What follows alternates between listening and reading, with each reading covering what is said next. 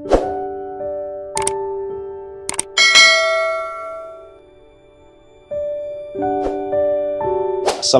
warahmatullahi wabarakatuh. Waalaikumsalam warahmatullahi wabarakatuh. Salam Om Swastiastu, Namo Buddhaya, salam kebajikan, salam rahayu, salam sejahtera bagi kita semua. Alhamdulillah bertemu lagi bersama kami di channel Pencari Jalan Pulang. Dan pada kesempatan kali ini kami akan berdiskusi mengenai judul yang akan kita angkat di video kali ini, yaitu apakah tawasul kita akan sampai kepada Allah melalui ulama akhirat yang tidak kita kenal. Mungkin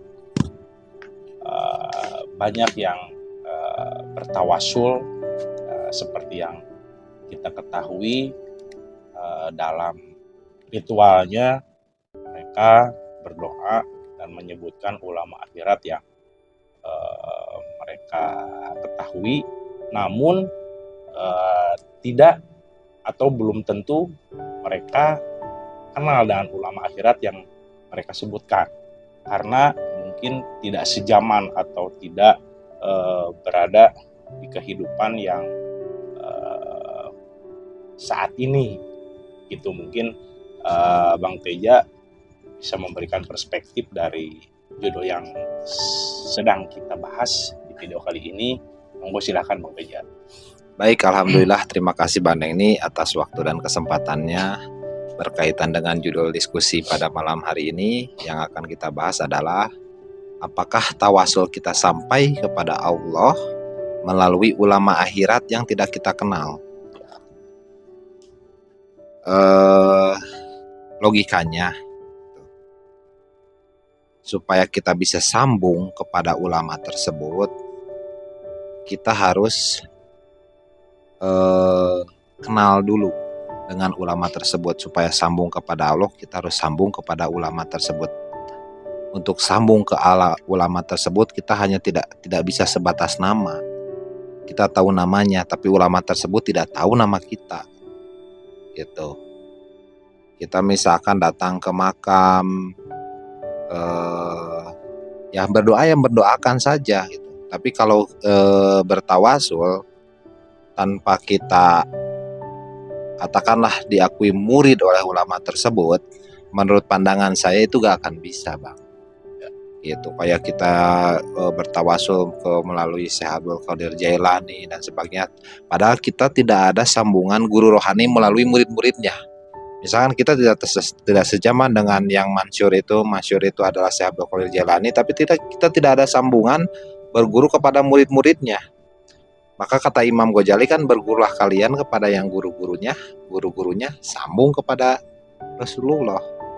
Jadi itu wajib gitu kan. Kita harus wajib dulu ada sambungan dulu ke kita, entah melalui link yang mana, tapi ada sambungan ke beliau gitu. Ada setrumnya, ada listriknya gitu kan.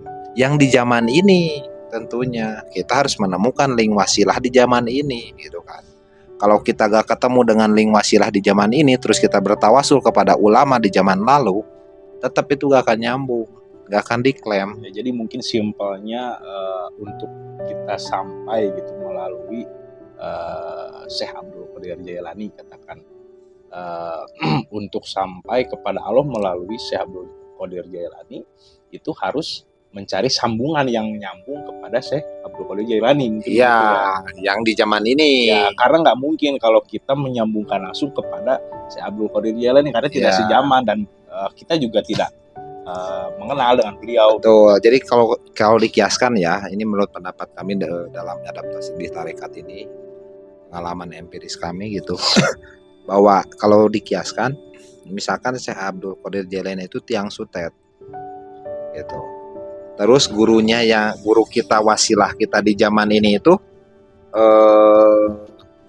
turunannya misalkan tiang listriknya atau colokan rumahnya, colokan di rumah terdekatnya. Kita gak bisa langsung nyolok ke tiang sutetnya gitu. Karena kita gak sejaman. Kalau kita sejaman, kita kenal langsung dengan Syekh Abdul Qadir Jailani sampai mengenal di baliknya Syekh Abdul Qadir Jailani ruhaninya, tentu akan sampai. Tapi kalau tidak sampai, kita harus mencari wasilahnya di zaman sekarang gitu. carilah wasilahnya gitu.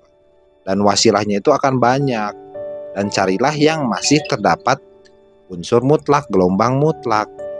Karena begitu mudahnya putus sanad berguru apabila si murid mengaku sebagai mursyid padahal beliau bukan mursyid. Dia menjadi gerhana akan mursyid yang asli gitu. Dan tentunya hanya ada satu pewarisnya gitu. Tapi itu beresonansi, makanya lebih baik praktek sendiri gitu kan. Sebenarnya tawasul itu sangat-sangatlah penting.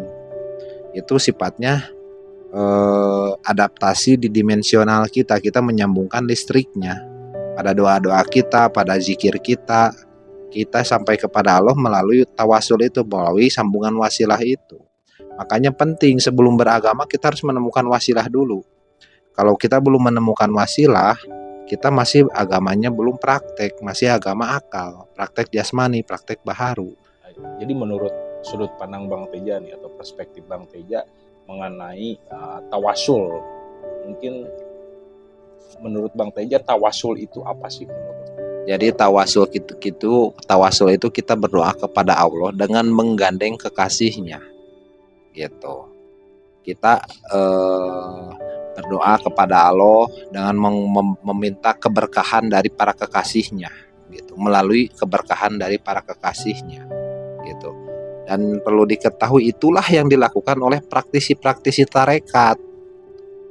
Kunci tawasul itu sebenarnya dilakukan, dipraktekkan oleh orang-orang tarekat, dan itu wajib mutlak gitu. Dan tawasul itu mereka mencari linknya melalui sang estafet wasilahnya dari guru-guru itu gitu kan. Mungkin ada nih sebagian yang memahami bahwa untuk berdoa kepada Allah itu udah langsung aja kita berdoa, nggak perlu kita bertawasul atau kita melalui seseorang gitu. Karena Allah itu kan maha mendengar, maha mengetahui. Kebanyakan yang keyakinan seperti itu, keyakinan seperti itu. Banyak sekali Bang Denny keyakinan seperti itu.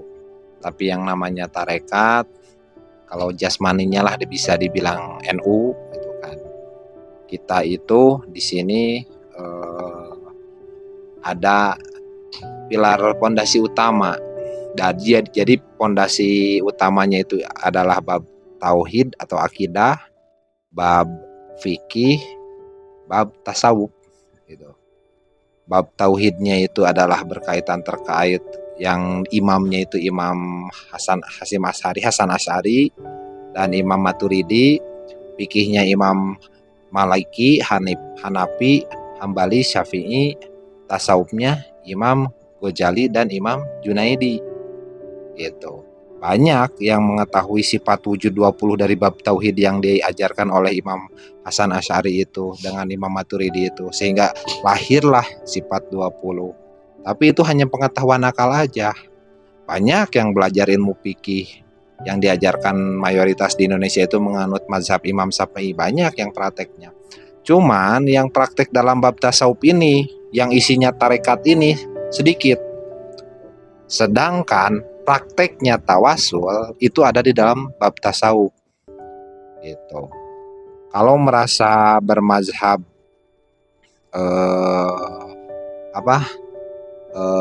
Syafi'i gitu kan, merasa Nahdlatul Ulama, harusnya tidak asing dengan istilah tawasul, tidak asing dengan istilah tasawuf, yang isinya tasawuf itu hanya tarekat, bukan kita dengan.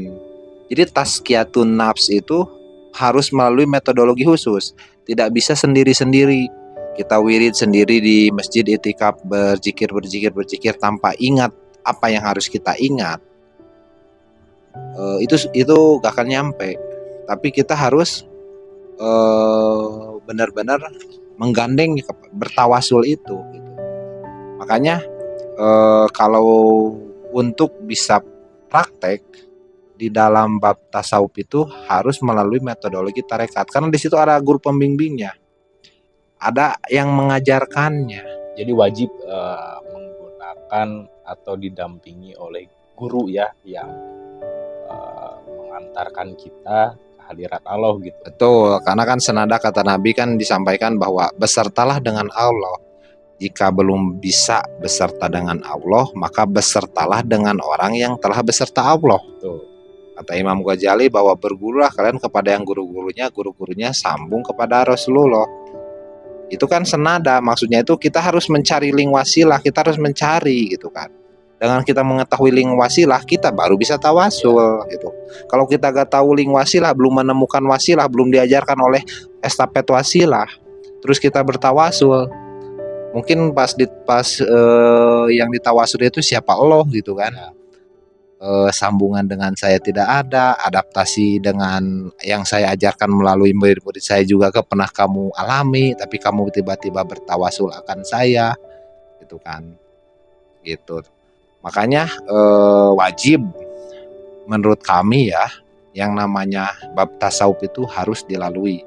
Karena dengan belajar bab tasawuf, syariat kita yang di bab fikih tadi akan disyariatkan oleh Allah.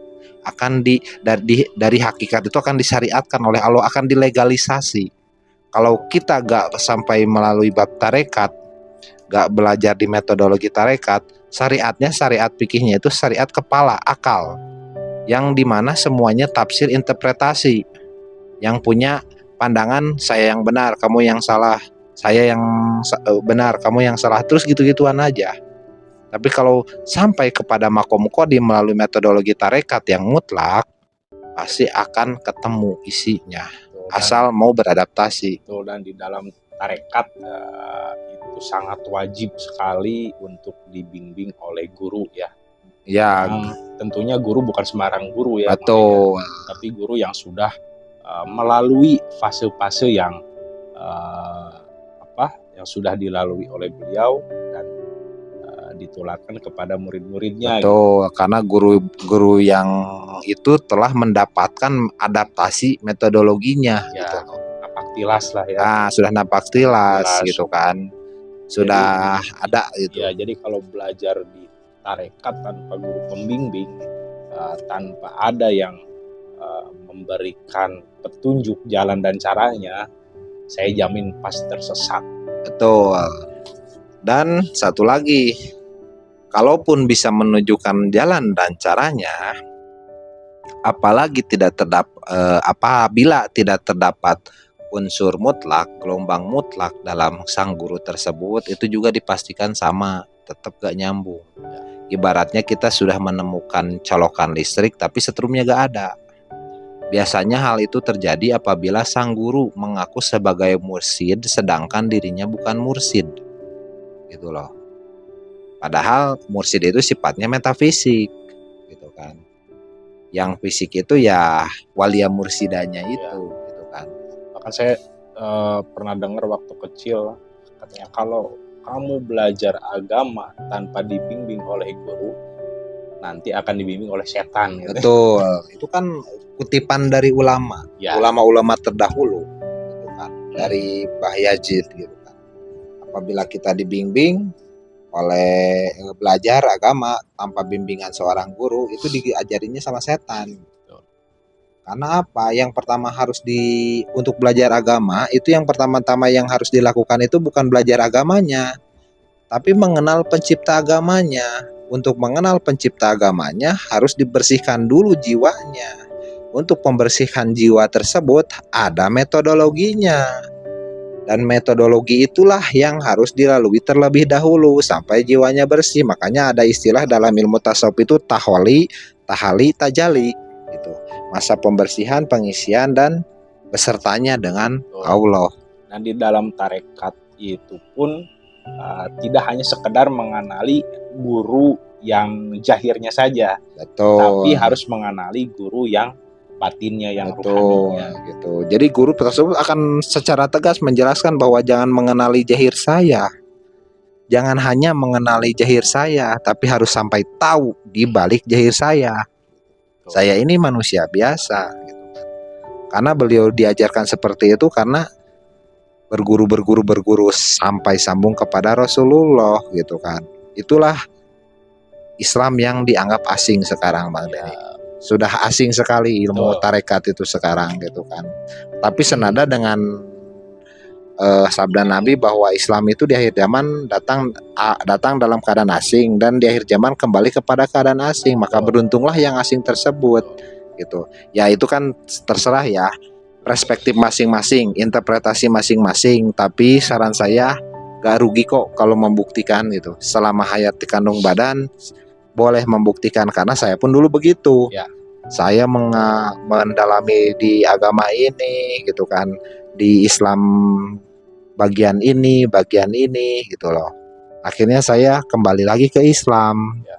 Tapi bukan Islam yang fikih kemarin, tapi Islam yang tarekat, Ya. bab tasawufnya gitu. Betul. Dan agama itu bukan hanya sekedar cerita saja atau sekedar omong kosong belaka gitu ya. Betul. Tapi harus kita buktikan sendiri sesuai dengan yang disampaikan Nabi, al-Islamu ilmu wa ilmu. Islam itu harus ilmiah dan harus bisa dibuktikan. Ya, Islam itu ilmiah dan amalia. Gitu, dan bisa dibuktikan, dipraktekkan. Bisa dipraktekkan. Jadi kalau hanya cerita, hanya dongeng, itu gak aku yakin. Itu gak aku yakin. Ya betul, itu paling sebatas yakin atau ainul yakin. Sedangkan ilmu yakin, ainul yakin itu tertolak. Betul.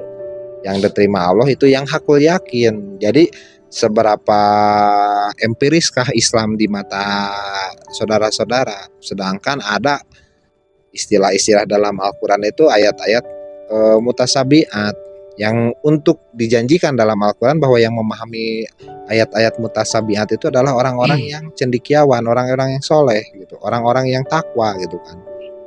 Dan bagaimana untuk bisa sampai ke soleh itu, mau gak mau murni harus melakukan penyucian jiwa dulu. Ini dalam keyakinan tarekat ini, penyucian jiwa dulu, kita harus dibersihkan dulu.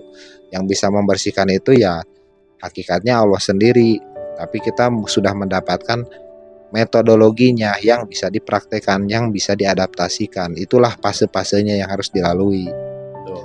Begitu. Mungkin sekian ya Bang Pegi. Ya, mungkin segitu. Kami sampaikan. Semoga bermanfaat. Betul, semoga bermanfaat. Saudara-saudara semua, mohon maaf apabila ada perkataan dari kami yang mungkin kurang berkenan. Wabillahi taufiq wal hidayah, waridho wa inayah, ilahi anta maksudi, waridho kamubi. Wassalamualaikum warahmatullahi wabarakatuh. Waalaikumsalam warahmatullahi wabarakatuh.